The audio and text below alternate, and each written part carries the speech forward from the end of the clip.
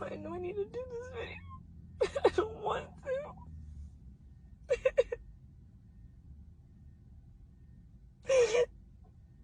Forgiveness has been a really big theme in my life. I'm gonna get through this video, but I never understood when people said you forgive for you. There are a lot of people that I never even began to remotely forgive in my heart.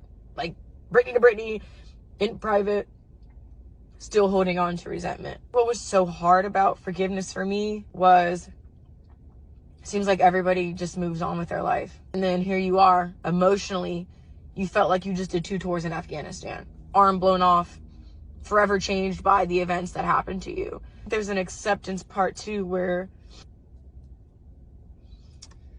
there are some apologies you'll just never get. And you have to... I hate how I allowed myself to just be like used up by men.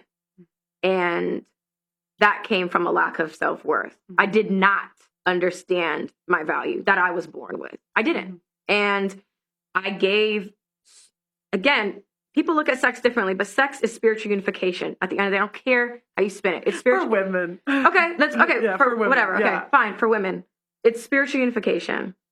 And people that I shared my body with, when I think about my list, it's repulsive because they didn't deserve it.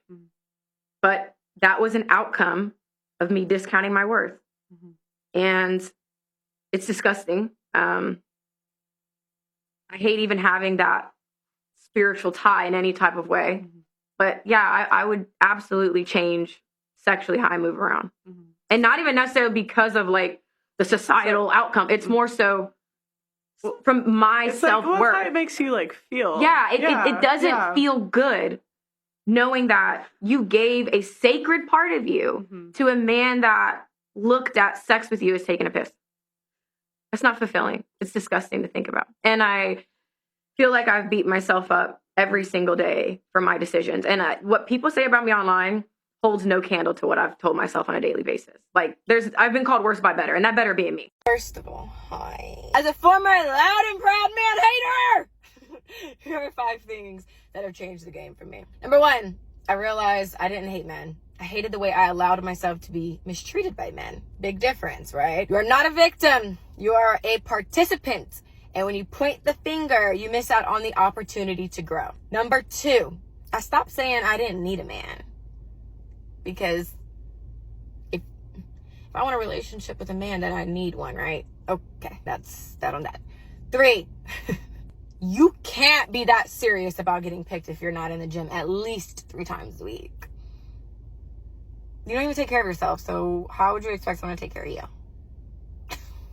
Number 4, I stopped entertaining stragglers. And stragglers are guys you meet along the way that you know you're not really ever going to take seriously, but you use them for your own personal entertainment. Number 1, that's wrong. Number 2, you're sending a mixed message. Stay committed to what you want. Most importantly, number 5, accountability.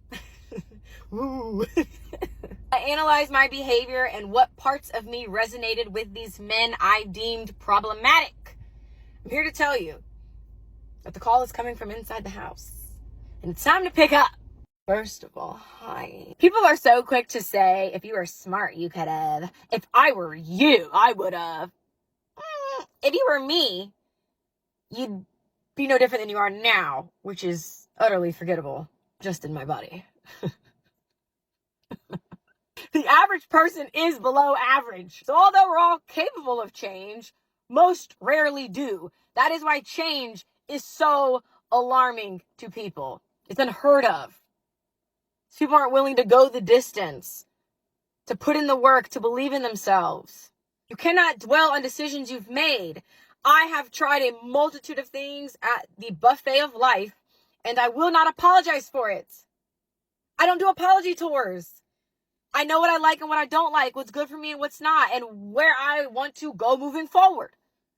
And thankfully, hallelujah, I don't need anybody's permission to change. And you'd be surprised. You'd be surprised how many people benefit from you staying the same. Ooh. Ooh. regardless if it's strangers or online or people you know personally that are no longer benefiting from you staying the same, they have the loudest opinions. Because a narrow mind and a wide mouth usually go together. And that is why when they voice their opinions, you pay them dust. For it is written, the inhabitants of the earth have been made drunk with her blood. And I saw her sit upon a hairy beast, and she held forth a golden chalice full of the filthiness of her fornications. And upon her forehead was written, Behold, I am the great mother of harlots and all abominations of the earth.